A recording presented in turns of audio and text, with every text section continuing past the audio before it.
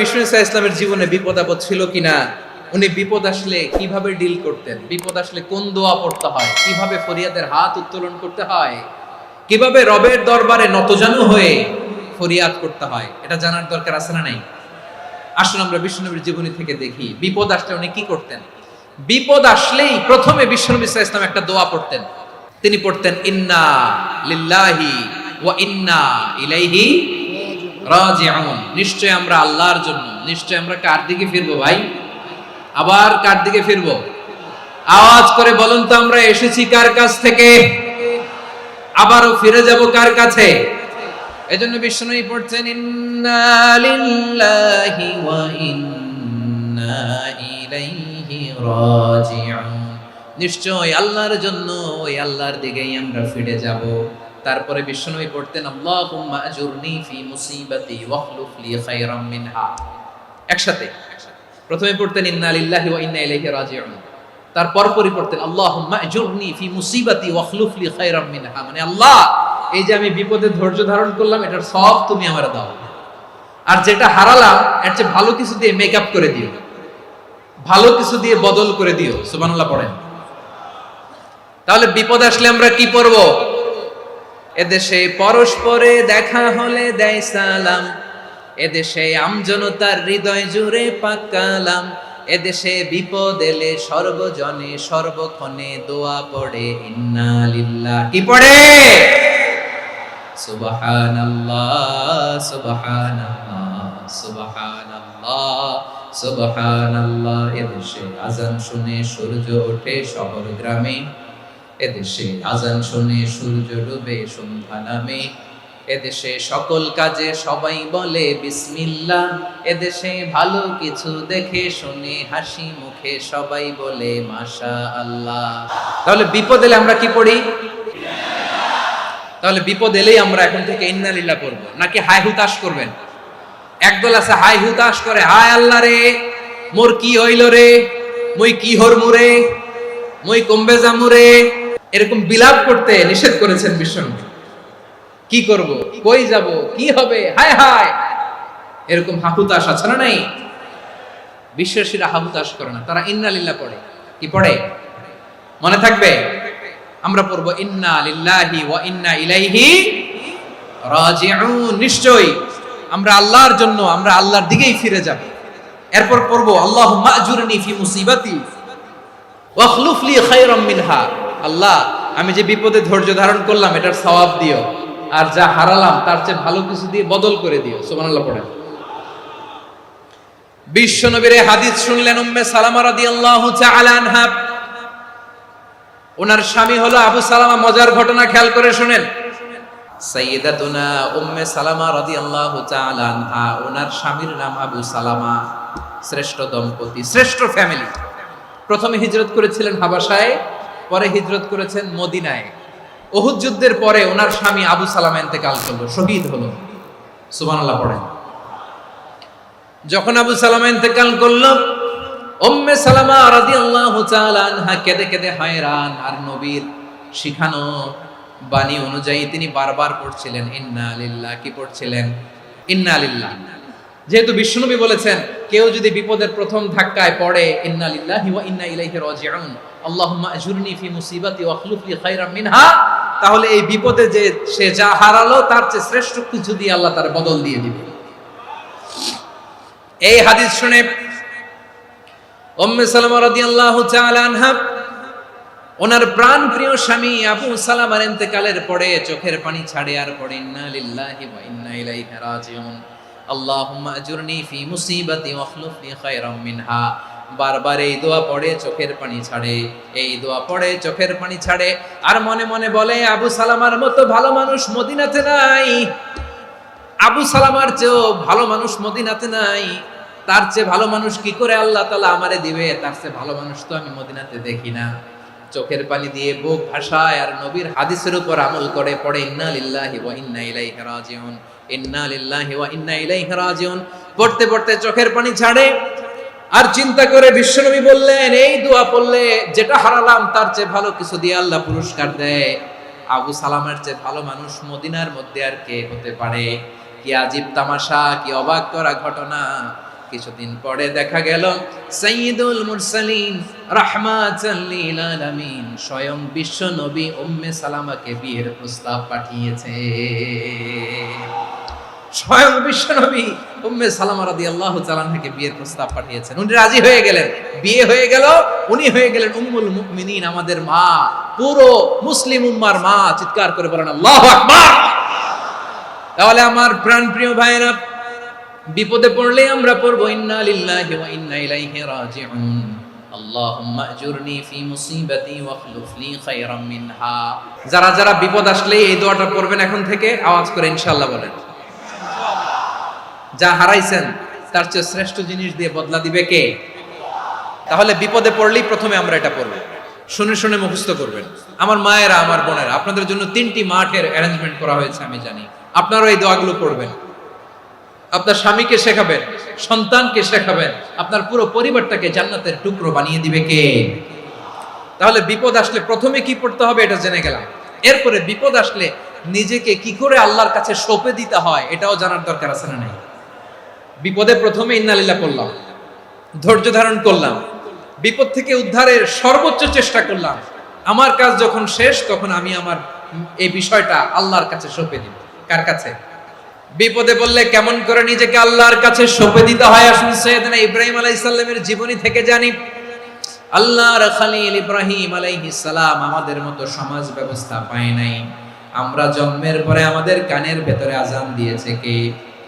একামত দিয়েছে কে? আমাদের বাপদাদারা আমাদের কানে আজান দিয়েছে কি? দেয় নাই। আমাদের জন্মের পরেই তো আজান, একামত, বাড়ির পাশে মসজিদ, প্রতিদিন আজান, জুমার খুতবা। আমার প্রিয় ভাইরা, আগা গোড়া একটা শিরকি পরিবেশ উনি জন্মগ্রহণ করেছেন। উনি ছাড়া ওই তল্লাটে একজনও আল্লাহর উপর বিশ্বাসী নাই। কল্পনা করতে পারেন? গোটা তল্লাটে, গোটা দেশে বিশ্বাসী মুমিন, আল্লাহর উপর বিশ্বাস স্থাপনকারী কয়জন? সবাই বলেন কয়জন? বাকি সব মুশরিক। বাকি সব মুশরিক নিজের সাথে নিজে শক্ত বোঝাপড়া করে, অ্যানালজি করে, সেলফ কনভারসেশন করে উনি মহা সত্যের সন্ধান পেয়েছে। উনি আকাশের তারা দেখে ভাবে মনে হয় এটাই আমার খোদা, পরে দেখে তারা নাই, মনে মনে বলে না তাইলে এটা না। আবার চাঁদ দেখে বলে চাঁদটা বড় মায়া লাগে, মনে হয় এটাই আমার রব, পরে দেখে চাঁদও নাই, কয় না এটা না। এরপরে দ্বীপ প্রহরের জলজলে সূর্যটা খাঁ খাঁ করে গোটা পৃথিবীটারে রৌদ্র দিয়ে তাতিয়ে রাখে। তিনি ভাবলেন মনে হয় এটাই আমার রব, কারণ এটাই তো সবচেয়ে বড়। কিন্তু বিকেল বেলা ওই সূর্যটাও যখন চলে যায়, সাইয়েদনা ইব্রাহিম বলে না এটাও তো নাই, আমার খোদা যদি আমারে ছেড়ে চলে যায়, বিপদে পড়লে আমারে উদ্ধার করবে কে? এভাবে নিজের সাথে অ্যানালজি, সেলফ কনভারসেশন করতে করতে করতে তিনি মহা সত্যের সন্ধান পেয়েছেন। সুবহানাল্লাহ। সব শেষে তিনি ডিসিশন নিয়ে ঘোষণা দিলেন, ইন্নী ওয়াজ্জাহাতু ওয়াজহিয়া লিল্লাযী ফাতারাস সামাওয়াতি ওয়াল আরদা হানিফান ওয়া মা আনা মিনাল মুশরিকিন। নিশ্চয় আমি এমন সত্তার দিকে মনোনিবেশ করলাম, মুখাপেক্ষী হলাম, যিনি আকাশ বানিয়েছেন, জমিন বানিয়েছেন, আমি মুশরিক নই। সুবহানাল্লাহ। পারতেন? আপনি পারতেন? কেউ নাই, লক্ষ লক্ষ মুশরিক, আপনি একা। ওনার মতো এরকম বিচক্ষণতা দিয়ে আল্লাহরে খুঁজে পাইতে পারতেন আপনি? কি নবী ছিল, আল্লাহকে খুঁজে পেয়েছে। যখন আল্লাহর ইবাদত শুরু করলো, এই কথা ছড়ায় পড়লো চারদিকে। নমরুদ সাইয়েদনা ইব্রাহিমকে ডেকে পাঠালেন। নমরুদ বলে, ইব্রাহিম তুমি নাকি মূর্তির পূজা না করে কোন নতুন রবের ইবাদত করো, কে তোমার রব? সাইয়েদনা ইব্রাহিম বললেন, রব্বি আল্লাযী ইউহয়ী ওয়া ইউমীত, আমি এমন রবের ইবাদত করি যিনি জীবন দেন, যিনি মৃত্যু দেন। নমরুদ বলে, তাই নাকি? তোমার রব জীবন দেয়, মৃত্যু দেয়, আর এটা তো আমি দেই। আমিও তো জীবন দেই, আমিও তো মৃত্যু দেই। সাইয়েদনা ইব্রাহিম বললেন, কেমন করে তুমি জীবন দাও, মৃত্যু দাও, একটু দেখাও তো। নমরুদ জেলখানা থেকে দুজন কয়েদিকে ডেকে আনলো। কয়েদি এনে অর্ডার করলো, একটাকে এখনই শিরোচ্ছেদ, হেড অফ, ডেথ পেনাল্টি, মৃত্যুদণ্ড দেয়া হলো, ফিনকি দিয়ে রক্ত বের হলো। নমরুদ বলে, দেখো দুজনকে ধরে আনলাম, একজন কয়েদিকে দিলাম ডেথ পেনাল্টি, মৃত্যুদণ্ড, ওরে মৃত্যু দিলাম। আরেকজন যে দাঁড়িয়ে আছে, চাইলে ওরেও আমি মৃত্যুদণ্ড দিতে পারি, কিন্তু না, ওরে আমি দিব না, ওরে আমি বাঁচাইয়া দিলাম, ছেড়ে দিলাম, মানে জীবন দিলাম। দেখো ইব্রাহিম, তোমার চোখের সামনে একজনের মৃত্যু দিলাম আর একজনের জীবন দিলাম। আপাত দৃষ্টিতে তাই তো, একজনের তো জীবন দিল, আরেকজনের মৃত্যু দিল। সাইয়েদনা ইব্রাহিম এবার বিপাকে পড়ে গেলেন। কিন্তু এক একজন নবীকে আল্লাহ এমন উইজডম বিচক্ষণতা দিয়ে এই জমিনে পাঠিয়েছেন, মুহূর্তের মধ্যে আল্লাহর খলিল ইব্রাহিম বললেন, فإن الله يأتي بالشمس من المشرق فأت بها من المغرب فبهت الذي كفر। আল্লাহর খলিল ইব্রাহিম বললেন, নমরুদ বুঝলাম তুমি জীবন দাও, মৃত্যু দাও, দেখলাম, কিন্তু আমার রব, আমার আল্লাহ প্রতিদিন সকালবেলা উষা লগ্নে ওই পূর্ব দিগন্ত থেকে সূর্যটাকে উদিত করেন, সাঁঝের বেলা, বিকেল বেলা, কুথুরি লগ্নে, সন্ধ্যা বেলা ওই দ্বিপ্রহরের জলে সূর্যটাকে পশ্চিম দিগন্তে ডুবিয়ে দেন। মানে সকালবেলা পূর্ব দিক থেকে উদিত করা সূর্যটাকে পশ্চিম দিকে বিকেলে তিনি ডুবিয়ে দেন। তুমি যদি পারো ওই সূর্যটাকে পশ্চিম দিক থেকে উদিত করে পূর্ব দিকে ডুবিয়ে দাও। সুবহানাল্লাহ পড়বেন না? দেখেন, ইনস্ট্যান্ট ইন্টেলেক্ট, মুহূর্তে বিচক্ষণতা, উইজডম কাকে বলে? নমরুদ পারবে? নমরুদের বাপ পারবে? ওর দাদা, ওর 14 গোষ্ঠী, গোটা বিশ্বের সব ক্ষমতাধর রাষ্ট্রনায়করা একসাথে হলে পারবে? ফাবুহিতাল্লাযী কাফার পারে নাই, ব্যর্থ হয়েছে। এবার তেলে বেগুনে জ্বলে উঠেছে, রেগে মেগে আগুন বলে ফালকুহু ফিল জাহিম। ওর সাথে তর্ক নাই, না পেরে এবার এটারে আগুনে ফেলা। বিশাল বিশাল গাছ কেটে লাকড়ি এনে আগুনের কুণ্ডলি বানানো হলো, দাও দাও দাও দাও করে আগুন জ্বলে। আল্লাহর খলিল ইব্রাহিমকে আগুনে নিক্ষেপ করা হবে। আল্লাহর খলিল সাইয়েদনা ইব্রাহিমের হাতের মধ্যে রশি দিয়ে টাইট করে বাঁধা হলো, পায়ের মধ্যেও টাইট করে রশি দিয়ে বাঁধা হলো। আল্লাহর খলিল ইব্রাহিমকে আগুনের কুণ্ডলির মধ্যে ফেলা হবে। অমিয়া, আপনি যে বিপদের কারণে ভয় পান, হতাশ হন, এটা কোনো বিপদ? ওনার বিপদের সামনে এটা কোনো বিপদই না, এটা কোনো বিপদই না। হাত পা বেঁধে টাইট করে নিক্ষেপ করা হবে, সিম্পলি ফেলা যাবে না, কারণ দাও দাও করে দ্য ব্লেজিং ফায়ার, এমন আগুনের কুণ্ডলি, কাছে যাওয়া যায় না, আগুনের উত্তাপে নিক্ষেপ করা হবে। হাতে রশি বেঁধে, পায়ে রশি বেঁধে আল্লাহর খলিল ইব্রাহিম আলাইহিস সালামকে আগুনের মধ্যে নিক্ষেপ করা হবে। আহা, এটার বলে অগ্নি পরীক্ষা। উনি অগ্নি পরীক্ষার সম্মুখীন হয়েছিলেন। এজন্য কঠিন পরীক্ষাকে আমরা অগ্নি পরীক্ষার সাথে তুলনা করি, ঠিক কিনা? সাইয়েদনা জিবরাইল এসে বললেন, ও আল্লাহর খলিল, ওরা তো আপনার হাতও বেঁধে ফেললো, পাও বেঁধে ফেললো, নড়াচড়ার সুযোগ নাই, বলেন আমি জিবরিল ফেরেশতা আপনার জন্য কি করতে পারি? আল্লাহর খলিল ইব্রাহিম বলেন, ও জিবরাইল, তোমার কাছে আমার কোনো চাওয়া পাওয়া নাই। সুবহানাল্লাহ বলেন। তোমার কাছে বলার কিছু নাই, তোমার সাহায্যের আমার দরকার নাই। সাইয়েদনা ইব্রাহিম আলাইহিস সালামকে হাতে পায়ে রশি বেঁধে, হাত পা বাঁধা অবস্থায় জ্বলন্ত অগ্নিকুণ্ডে যখন নমরুদের দলবল নিক্ষেপ করবে, আল্লাহর খলিল কিভাবে নিজেকে আল্লাহর কাছে সঁপে দিয়েছেন, পটুয়াখালীর ভাইরা খেয়াল করে শুনুন। হাত পা বেঁধে আল্লাহর খলিলকে যখন নিক্ষেপ করা হবে, তিনি মুখ ফুটে বলে ফেললেন, হাসবুনাল্লাহু ওয়া নি'মাল ওয়াকিল।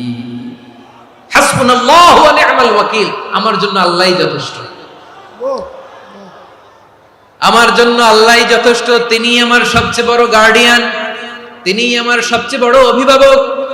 জিব্রাইলের সাহায্যে অফারকে ফিরিয়ে দিলেন। দুনিয়ার বুকে কারো কাছে কিছু বলেন নাই, মুখ ফুটে বলেছেন হাসবুনাল্লাহ। ও আমার পটুয়াখালীর প্রাণের ভাইয়েরা, খেয়াল রাখবেন, কোন বান্দা তার হাতে থাকা সব চেষ্টাটুকুন করার পরে মুখ ফসকে মুখ দিয়ে যখন বলে ফেলে হাসবুনাল্লাহ, বান্দা যখন হাসবুনাল্লাহ বলে ফেলে, ওই ব্যাপারটা ডিল করার দায়িত্ব স্বয়ং আল্লাহ আরশের উপর থেকে নিয়ে নেয়। আপনি যখন বলে ফেলবেন হাসবুনাল্লাহ, এটা ডিলিং করবে কে তখন? বান্দা তার সাধ্যের সবটুকু চেষ্টার পরে নতজানু হয়ে যখন বলবে হাসবুনাল্লাহ, আল্লাহ তুমি আমার জন্য যথেষ্ট, নি'মাল ওয়াকিল, তুমি আমার শ্রেষ্ঠ অভিভাবক, তখন তার কি দরকার না দরকার এটা ডিল করে স্বয়ং আল্লাহ। নিক্ষেপ করা হলো সাইয়েদনা ইব্রাহিমকে অগ্নিকুণ্ডলিতে। হাজার হাজার মানুষের দৃশ্য দেখার জন্য জড়ো হয়েছে এরকম বিশাল ময়দানে। কিন্তু কি অবাক করার ঘটনা, সবাই ভয় পাচ্ছিল না জানে কি হয়ে যায়। আল্লাহর খলিলকে যখন আগুনের কুণ্ডলিতে নিক্ষেপ করা হয়, আল্লাহর খলিল ইব্রাহিম আগুনের কুণ্ডলের মধ্যে বসে বসে মানুষগুলোর দিকে তাকিয়ে হাসতে শুরু করে দেয়।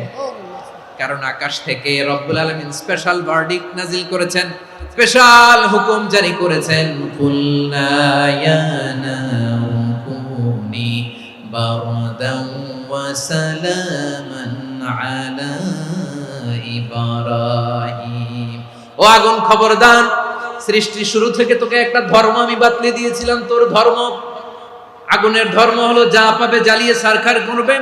আল্লাহ বলল, আগুন তোর ধর্ম দিয়েছিলাম, তুই সব জ্বালিয়ে পুড়িয়ে ছারখার করে দিবি, কিন্তু ক্ষণিকের জন্য আমি তোর জ্বালিয়ে দেওয়ার ক্ষমতাটাকে কেড়ে নিলাম, জ্বালিয়ে ভস্ম করে দেওয়ার ক্ষমতা আমি কেড়ে নিলাম। কুনি বারদান, ঠান্ডা হয়ে যা, কিন্তু এত বেশি ঠান্ডা হবি না আবার আমার ইব্রাহিমের জন্য সর্দি লেগে না যায়। সুবহানাল্লাহ, এত আস্তে বললে হবে? কুনি বারদান, বারদ মানে বরফ, ঠান্ডা, ঠান্ডা হ, কিন্তু এত ঠান্ডা হবি না যাতে আমার ইব্রাহিমের কষ্ট হয়। আগুন বলে, আল্লাহ একবার বললাম ঠান্ডা হ, আবার বলো এত ঠান্ডা হবি না যাতে খলিলের সর্দি না লাগে। কেমন ঠান্ডা হব, কেমন এনভায়রনমেন্ট তৈরি করে দেব বলো? আল্লাহ বললেন, সালামান আলা ইব্রাহিম, আমার খলিল আমার ইব্রাহিমের জন্য তুই জান্নাতের গুল বাগিচা হয়ে যা। ও ভাই, নবী মুসার মতো ঈমান হলে রাস্তা হবে সাগর জলে, নবী ইউসুফের মতো ঈমান হলে একে একে দরজা খোলে। নবী ইব্রাহিমের মতো ঈমান যদি আজও থাকে বিদ্যমান, অগ্নিকুণ্ডে দেখতে পাবে খুবসুরত এক ফুল ভাগা। কুলনা ইয়া নারু কুনি বারদান ওয়া সালামান আলা ইব্রাহিম। বান্দা যখন মুখ দিয়ে বলে হাসবুনাল্লাহ, আমার আল্লাহ আমার জন্য যথেষ্ট, এই বলে যখন নিজেকে সঁপে দেয়, তার কি লাগবে ওই দায়িত্ব স্বয়ং নিয়ে নেয় কে? তাহলে আমার প্রিয় ভাইরা, বিপদের শুরুতেই আমরা বলবো ইন্না লিল্লাহ। শুরুতে কি বলবো? এরপরে যেই বাক্যটা পড়ে নিজের পরিস্থিতিকে আল্লাহর দরবারে সঁপে দিব, সেটা হচ্ছে হাসবুনাল্লাহ। সেটা কি?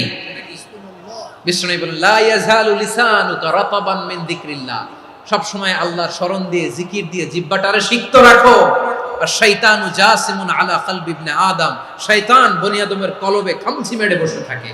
ফাইদা যাকারাল্লাহ খালাসা, মানুষ যখন আল্লাহর স্মরণ করে জিকির করে, শয়তান দৌড়ে পালায়। ওয়া ইদা গাফালা ওয়াসওয়াসা, যখনই বনি আদম গাফেল হয় তখনই শয়তান তার হৃদয়ে ওয়াসওয়াসা দেয়। এজন্য বিপদে পড়লে ইন্না লিল্লাহ, নিজের সবটুকুন করার পরে, নিজের রোল প্লে করার পরে নিজেকে আমরা কি বলে সঁপে দিব? সবাই বলেন, মনে থাকবে? বিপদে পড়লে প্রথমে ইন্না লিল্লাহ, এরপরে নিজেকে যখন সঁপে দিব তখন হাসবুনাল্লাহ।